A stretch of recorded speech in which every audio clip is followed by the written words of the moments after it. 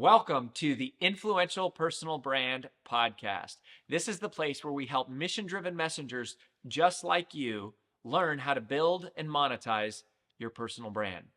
My name is Rory Vaden, and I'm the co-founder of Brand Builders Group, a Hall of Fame speaker, and New York Times bestselling author. And this show is to help experts learn how to become more wealthy and well-known. I know you're going to love it. Thanks for being here. Let's get started. Every single month, we probably get about 100 cold pitches for people to be on our podcast, and we say no to at least 99% of them. We usually only meet guests by people that we know personally, but every once in a while, there's one that will grab me, and I'm like, this is a no-brainer. And this is one of them. And I'm just meeting Dean Stott, who you're about to meet. We're just meeting for the first time ourselves, but when you hear this guy's story, it's going to blow you away. So he started out in the British Special Forces, rose to the ranks to be in, the kind of the premier in that whole world, right? He was in special boat services. And then what happened is after that, he got into private security. He has evacuated people from Israel and Benghazi. And this guy has been in the middle of like the craziest war scenes you can imagine. So he also is a world record-setting cyclist. So fast forward here to a couple of years ago, and he rode, I want to get this right. So he began training to cycle the longest motorable road in the world, the Pan American Highway. He completed a 14,000-mile route from Argentina to Alaska in May of 2018. He achieved 2 world records. He raised $1.4 million for mental health awareness charities in the process. He passed through 14 different countries on this expedition, crossing some of the most dangerous passages in the world. And in the very final stretch, he continued for 17 hours and covered 340 miles on his longest day. So he then recently released a book called Relentless, just kind of sharing this experience, this inspiration, and I think the overall mindset of unrelenting pursuit of excellence. And so I was blown away by his story. Plus, I like having a lot of personal friends who are in special forces. And so with that, welcome, Dean. I'm so honored to meet you, man. Thank you for being here. Morning, Rory. Thank you for having me. So I want to start with what your dad told you. Yeah. Early in your life, because I am someone who I pretty much do everything to avoid physical pain. And so whenever I meet people who do the extraordinary physical feats, I'm just blown away. And part of what amazes me about you is you've become like the #1 in the world in at least three completely different areas that are very competitive areas. But it started, the first one was this British Special Forces journey, and it didn't sound like your dad was so much behind what you were doing there in the beginning. Yeah, no, my father, he was in the military himself, which was quite shocking when I always wanted to be a fireman, and I went through school, went to college, and I decided that I didn't really want to go through college, and I've always surfed since a young boy. So I went on a surfing holiday, which was supposed to be for 2 weeks, and it turned out to be 6 months. And this was long before the mobile phone in 1994. My father found me working in a surf shop and sort of highlighted to me that I'd wasted my education and what was I now going to do in my life. And so to silence him, I said, well, I will join the military. I always wanted to be a fireman, but at the time, I think there was 2,000 applicants for one job. There was a huge recession in the UK. So I was not going to get that job straight away. So my mindset was join the army, do 3 years, get what I can from the military, get some discipline, and also build up in a way. I wasn't the physique that you see nowadays. I was about 5'7" and weighed about 130 pounds. But my father told me I would last 2 minutes. It wasn't the comforting words of motivation I expected. And so for me, I was like, well, I can argue with my father all the way back home now for the next 5 hours, or I could just be silent. And the best course of action was action itself. So the Monday morning, I walked into the careers office and I joined the army. But then my father, once he saw that I was being serious, he then started to get behind me. But I never had aspirations of doing the special forces. My father was the Ted Lasso of the British Army. He was the army soccer manager and coach. So his career was very sports driven, and not like Interesting. special forces driven. So I didn't really have an insight into that world. And in a very short period of time, within 3 years, I'd done every arduous course you could do in the military. I was a para airborne, I was a commando, I was a diver, and already in the tier 2 special forces. And then the next option for me was tier 1 special forces. And as you touched on in the opening address, I joined the special boat service, which is the equivalent here is SEAL Team 6. But I was in the army, and I was told I couldn't go to the special boat service. It was just for the Royal Marines only. But unlike here, where Delta Force and SEAL Team 6 have their own training, ours is actually combined. And so again, I ignored them. I still put my application in, and we started with 200 candidates. And then 6 months later, I was one of the 8 candidates that was successful, and the first to join the special boat service. And I think now 15% of the special boat service come from the army candidates. So again, yeah, there was a lot of times in my career and in my life that I was told that I couldn't do anything, and I just kept my head down, or tried to keep my head down, as they say. They tell you to be the gray man on these courses. I was the gray man for about 2 minutes. What does that mean? Gray man. So a gray man on a course, especially a course like that, you don't want to be bringing attention to yourself for good reasons or for bad reasons. With such a large course, you just want to blend in. You don't want to bring any exposure to you. But obviously, as the 6 months progress and the numbers dwindle, yeah, people will start to know you.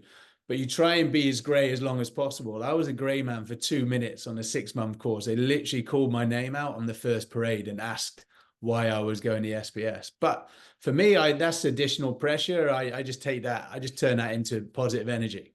It just gives me that extra fire. Yeah, I mean, I love what you said of like, rather than arguing with your dad, like you just take action.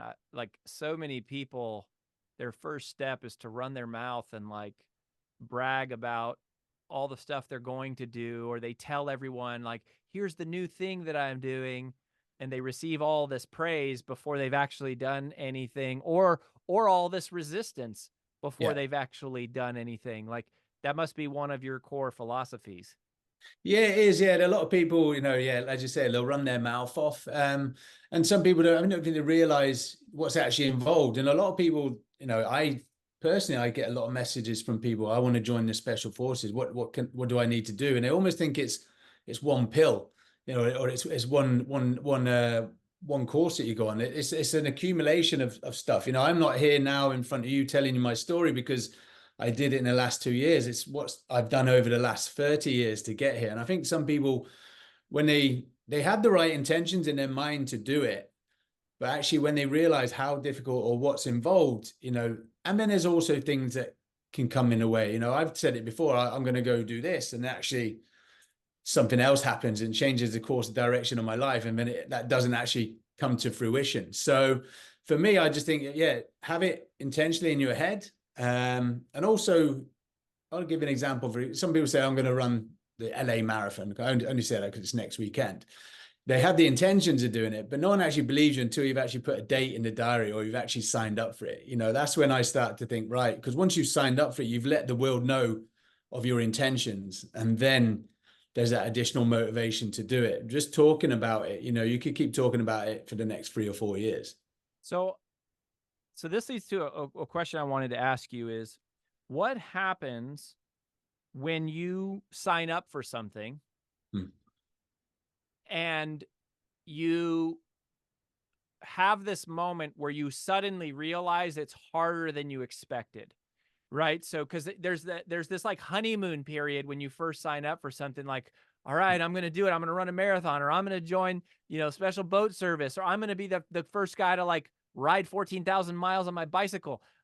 And then there's got to be a moment where, you're in training and you go, whoa, this is harder than this is harder than I thought it would be. It wasn't just proving to my dad, like in the moment, like, oh, I was going to prove it to my dad. But then you get into, training or whatever. You've got to have had those moments. What do you do in those moments, especially the first ones? Yeah, well, like the 14,000 miles, and that was in 2018. If I was a young 18-year-old boy, I probably wouldn't have achieved that, So when I was in the military, as I mentioned, I had no aspirations of special forces. But each time I went on a course, whatever course it was, I was physically getting stronger, but mentally I was getting stronger. And so I sort of took that experience and into the next course and then into the next course. So I always say you can't be experienced without experiences.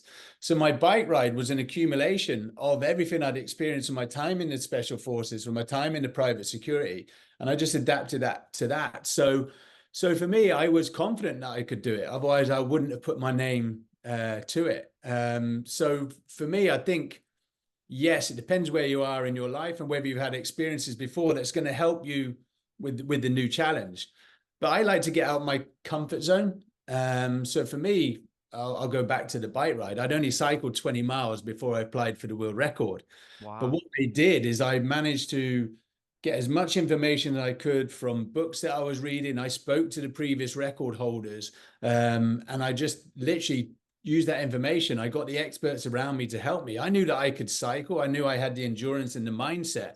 And I had to choose cycling because I had a parachute accident which ended my special forces career. So I had to find a sport which wasn't going to hamper my knee. And so for me, I had been tested before physically and mentally. So I knew that I just had to do that on a bike.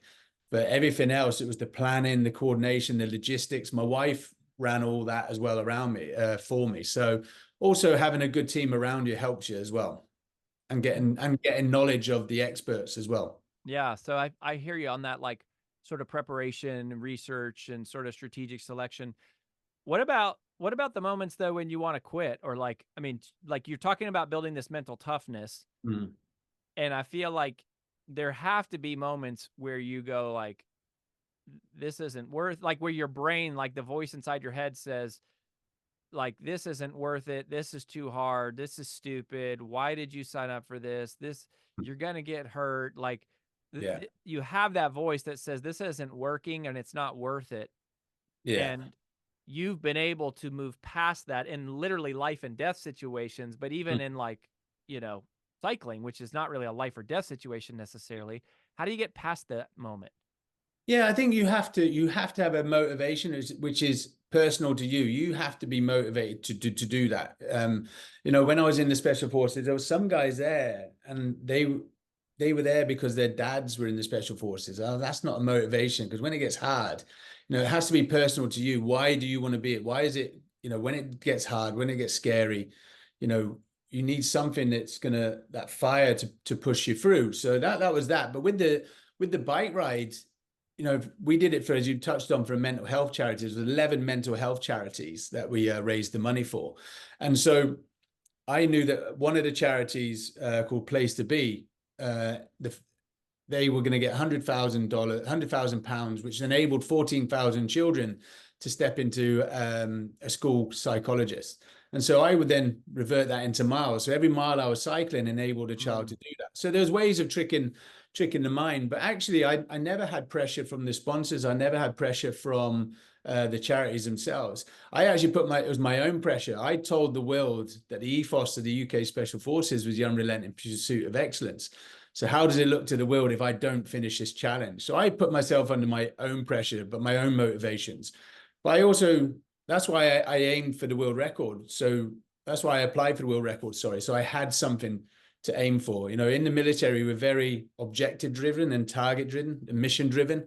And so that was the mission. I think after the first week, I was 39 miles. The world record was 117 days, and I was aiming for 110 days, because when I'd put all the planning together, looked at all the potential scenarios, there was natural disasters, coups, things that are out of our control. You can't control the uncontrollable. So I gave myself a week's fudge. So should we encounter any of that along the way, it was eaten into that week. And I think the worst position I was in on the whole challenge was the end of the first week, because we had such strong winds. I was 39 miles behind target, but my target was still a week ahead of the world record. And from then on, it was always gains.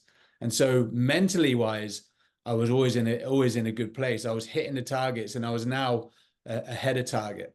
So I see other people doing challenges or doing things, and they're like, well, I'm 10 miles behind today. I'll catch that up tomorrow. But you don't know what's going to happen the next day. You could have another bad day and then be 20, 30 miles behind. So that message with your head mentally when you go to bed. So I always say, stay on that bike, stay in that canoe, make those extra 5 phone calls at work, make sure where you're supposed to be at the end of the day, because you're then in the right mindset and headspace going in on the next day. You're not trying to catch yourself up. Uh-huh. Yeah. Yeah. I mean, staying ahead to that plan, I mean, that and having margin, I think that's like drives me nuts. Like, you know, my wife, she's the most brilliant woman I've ever met. But there's something when it comes to getting in a car and driving somewhere, she doesn't factor the idea of traffic. Like it never comes in. It's like it's this much time to get there, and it's like, well, babe, we could hit traffic. Like there could be Yeah. construction, there could Yeah. be something, and it's weird. You have to like develop that consciously. Where to go? You talked about fear. Okay, so we've been talking about basically pain, going, Yes. okay, what do you do in the moment when it gets hard? Hmm. But you've also been in no shortage of life and death situations. I know that you have become uh, perhaps what many would say is the number one leading expert in the world in evacuations. You've done Yeah. evacuations in the highest stakes situations you can imagine. Hmm. There, you're not facing pain as much as you've got to be facing fear. Yeah. There is, literally, you could turn around at any second and lose your life. Yet you're running into those situations. You're going there repeatedly. You're thriving. What is your strategy for Yeah. managing the fear in those moments of the potential life and death at any moment? Obviously, there's fear comes in all shapes and sizes. There's so many fears. For me, with this, I was confident in the plan. You know, I would be more fearful if I wasn't confident in my plan or there wasn't a plan in place. So the very first time I did this was back in May 2011 in the Arab Spring in Libya. I soon identified these larger security companies were charging 6, 7 figures sums for crisis management evacuation plans, which weren't actually in place. And that still seems to be a lot of the cases today. So I bought 30 weapons off the black market. I buried them between Tunis and Egypt and designed my own evacuation plans. And I put them in place. And then when your American ambassador got killed in Benghazi, I was there that evening and got an oil company. And yes, there's a lot of things going on, but where I've been successful in this is I don't bring in Westerners, my own teams, guys that look like me. I use local resources. I use as many local people as possible. It's understanding the demographics, the politics, and the tribal influences of the countries. So actually, the success of the majority of mine has been down to local influence and support and sort of capitalizing on that. Because as you touch on the special forces, Hollywood doesn't help matters. You know, what you see on the movies, it's called the offensive action, the bombs, the bullets, and the biceps. You know, that's 25% of what we do. 50% of what we do is support and influence. It's hearts and minds. It's being embedded with locals, actually understanding what's happening on the ground truth, and not what's being reported on the media. And so that's where the success has been for me. And that, going back to your questions, reduces my fear, because I'm not fearful because what I'm seeing on TV, because I actually know what's going on the ground truth, where things are happening, and we're probably 1 or 2 stages ahead. Interesting. That's fascinating. So you said 25% is bombs, bullets, and biceps. That's it. 50% is influence. Support and influence, hearts and minds. Yes, What's small the teams, just being embedded with locals, working with Bedouins, working with tribes in all these countries, and really understanding. You know, especially for example, Libya. Libya has 167 tribes. You have to really understand the nuances with that. So when I had the Benghazi incident, the easiest option would be to drive from Benghazi to Tripoli in about 8 hours along the coastal road. But coming from Benghazi, you can't get a driver from Benghazi to Tripoli. You've got to go through Misrata to Tripoli. There's various tribes along the way. And so what I did is I headed south to Zella. I had a safe house in Zella. We stayed there for 36 hours. To actually see what was happening, because at this point we still didn't know what was going on. We didn't realize the American ambassador had been killed. And that gave us this soak period. But unbeknown to the drivers, I had other drivers coming in from Tripoli. And so I could send those drivers home and use those, because again, if you didn't really understand those tribal influences and things like that, you could get yourself in trouble. You could think, right, I can just drive to Libya. So they're the sort of things I needed to understand is what people can I use? Who are the best people that are going to help me get to certain areas?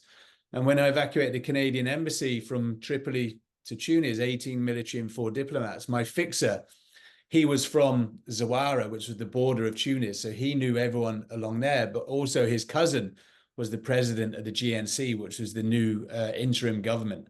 So it's really just having the right people, the right key people. And also the key to me is showing respect to the locals as well. So the British embassy, when I evacuated the Canadian embassy, the British embassy got shot at every checkpoint the week before, which was obviously worrying the Canadians. So myself and my fixer went out to the checkpoints. We didn't speak to the guys with the guns. We spoke to the tribal elders, and we actually just sat down with them, and we were just very transparent. We're like, this is who we are, this is our intentions, and this is when we're going to do it. And they let us through. It's just because the British embassy decided to speed through without stopping or even negotiating.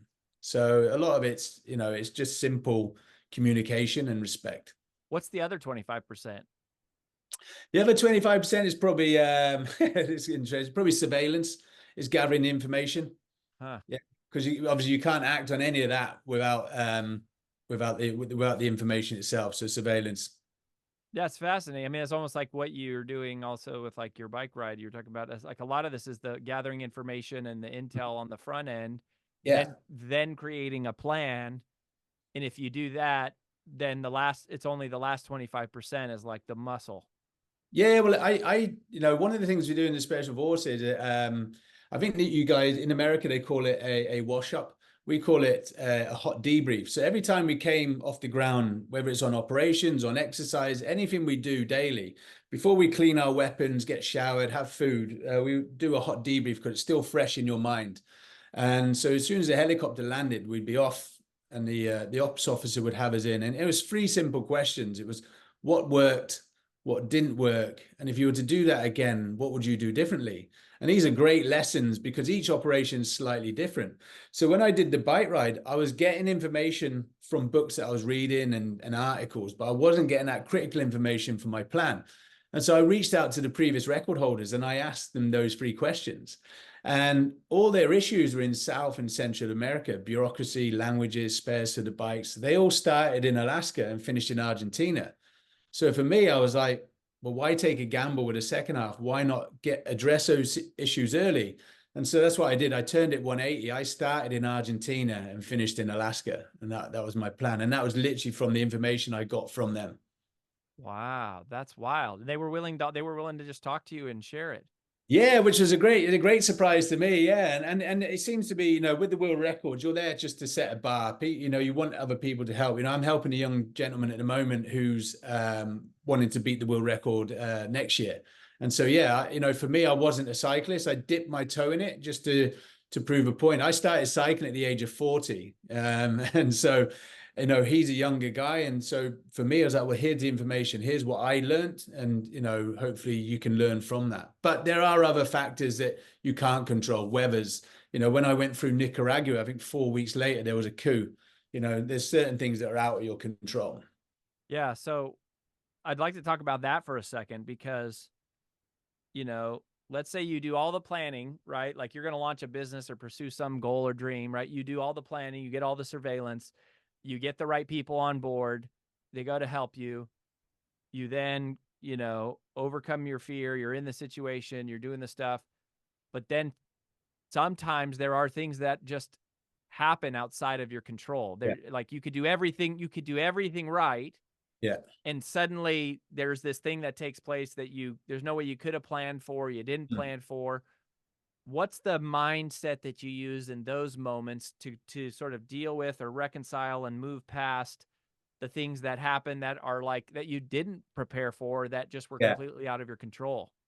Well, there was I'll probably use the bike ride as a good example. I headed from south to north. I took 10 days off the South America World Record. My wife was the campaign director. My wife, she's the team. I would talk about the success of individuals. People would have seen me on social media, but it was the team around me. My wife was very much the lead for that. But actually, we had a RV and a 4x4, which was going to get shipped from Fort Lauderdale to Panama. Because coming from south to north, we were having to change vehicles at every border crossing. We could get one from Alaska to Argentina if you cross the Darien Gap.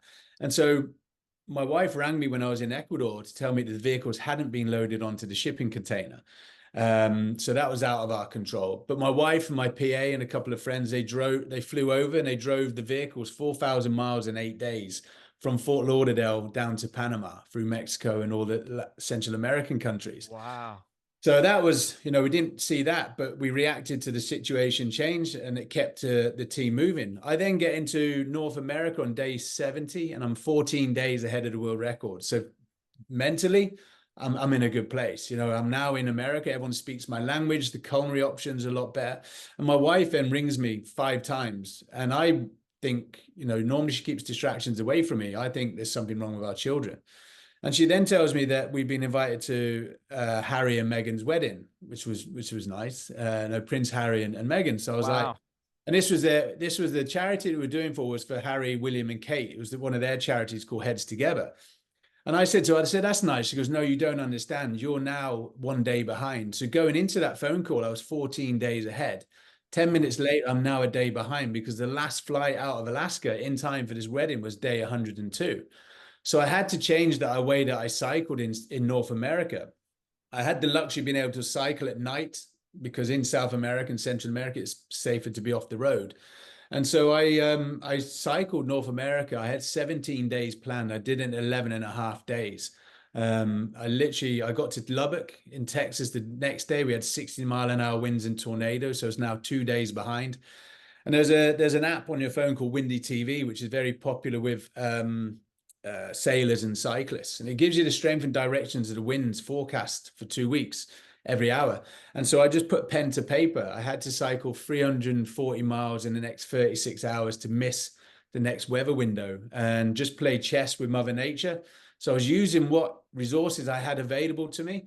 I picked up a 50-mile-an-hour tailwind in Cheyenne, which covered 270 miles in 11 hours.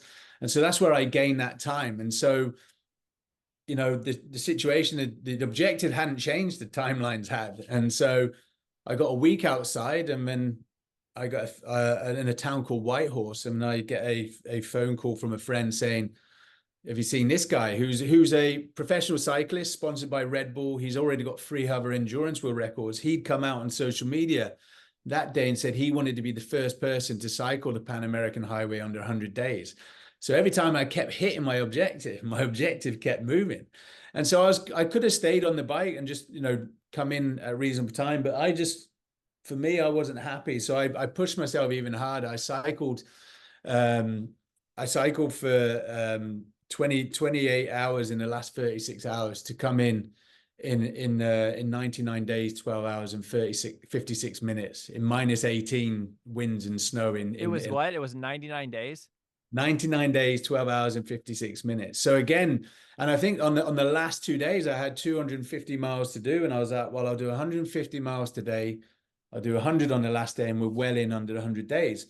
I did the first 50 miles and we got to a roadblock and they were like, you cannot pass. I hit the roadblock at noon. They said, you cannot pass till 8 o'clock tonight. So they took 8 hours off me. So even to the very last day, there were things that are out of my control. So I just, the success of this was having a plan, but also being flexible with that plan, just reacting to the situation changes. For me, first question is anyone going to die? No, then we can always make a plan. Get the kettle on and we'll make a plan. But that wasn't when I was back in UK making that plan. I didn't factor this other cyclist. I didn't factor tornadoes. I didn't factor royal weddings. There was stuff that were out of my control. Those dang royal weddings, man. I mean, you get invited to those things. They just screw everything. They just really screw everything up. Yeah. Well, that's so cool, Dean. So the book is called Relentless. Yeah. Where do you want people to go to learn more about you and the book and stay in touch with what you're doing? Yeah, so you go to my website, deanstott.com. A lot of the stuff will be up on there. I'm on the normal social media handles, Instagram and Facebook. And you can also buy the book either on the website or through Amazon. And then if there's somebody right now who's listening Mm. who is in one of those moments where like either they are experiencing pain, right? They Mm. have a goal, they're either experiencing pain, it's harder than they thought, or Yeah. perhaps they're experiencing fear. There's Mm. some threat that has showed up, or perhaps they're just facing some outside circumstance beyond their control, Yeah. and they're sitting in that moment right now debating whether or not they should keep moving forward and sort of pressing towards the objective and towards the Mm. goal and towards the mission. What encouragement would you give that person right now? I think one I used to use for some of my recruits on the commando course when they were fearful on certain tasks that we were doing was anticipation is worse than participation. Your mind plays tricks on you. You think that is impossible. I'm scared. And actually, once you push through, once you leaned in and got through it, you look back and think, actually, that wasn't as bad as I thought. So that was probably my leaving comment for them. I love that. I love that. Anticipation is worse than participation. Make the plan, take the action, have faith in the plan. This is so good, Dean. Thank you for sharing your insights with us, brother. And thanks for the protection you provide, and for the way that you push and challenge all of us through what you're doing, man. We wish you all the best. Thank you so much, Rory. Appreciate it.